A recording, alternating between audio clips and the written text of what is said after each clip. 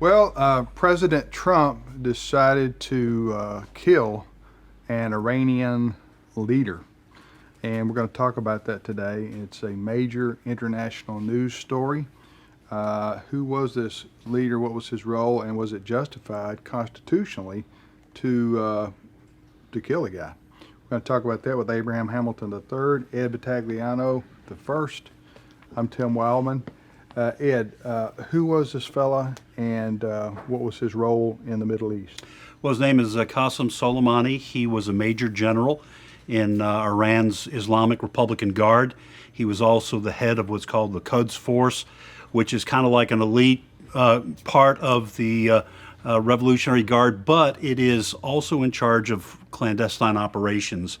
And so this is an outfit, and this is a man who was in charge of the terrorism of which Iran has been known as the world's largest state sponsor of terrorism. This is the guy. Soleimani is the guy who is in charge of all that.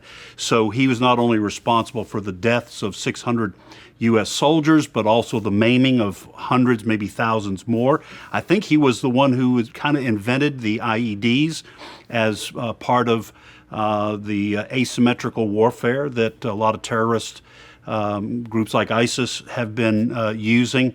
His fingerprints are all over terrorism and clandestine operations throughout the Middle East. He was in Baghdad. The intelligence sources say for the U.S. to plan more operations against the U.S. and U.S. interests. This is a bad dude.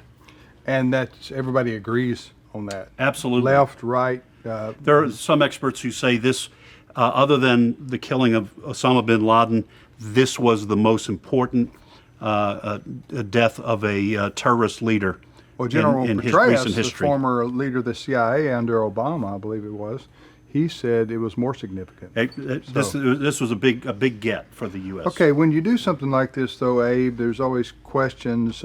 Is it right? Does international law, such that it is, allow us to, quote, assassinate a foreign leader? That's how it's being framed by some. And is this constitutional? Does the President of the United States alone have the authority to do this? Well, the first thing is I'm grateful that the United States of America is not beholden to international law. We have a constitution that is ours that governs our actions. The second thing I'll say is I find it interesting, especially from people on the left that cry out about this, who were pretty silent when Muammar Gaddafi was assassinated in Libya to cover up the shenanigans during the Obama administration. And the Obama administration initiated a regime change in Libya. Absolutely right. And then thirdly, concerning the constitutionality, I'll just echo what former Obama administration official Jay Johnson said. The president was well within the constitutional authority granted to his office to enact this defensive response. I mean, the guy orchestrated an attack on U.S. sovereign territory by the way of our embassy in Iraq. I mean, we were attacked in Iraq. The only thing that prevented this from being a repeat of the attack in Benghazi is that the attack was unsuccessful in killing Americans. The very same thing would have been repeated. The president is well within his constitutional authority to execute this attack. The world is better off for it, and those that are using it as political fodder to oppose the president are doing so solely for political purposes, not because they are patriots and supporting the constitutional republic that is the United States of America. Well, it's also important to remember the problem is not the Iranian people. They're not the ones initiating this terrorism throughout the Middle East and trying to get at Israel. The problem is the mullahs, the religious leaders, the Islamic religious leaders who control Iran as a totalitarian state. So hope you gain some perspective today on what happened, and we do commend the president for taking swift action.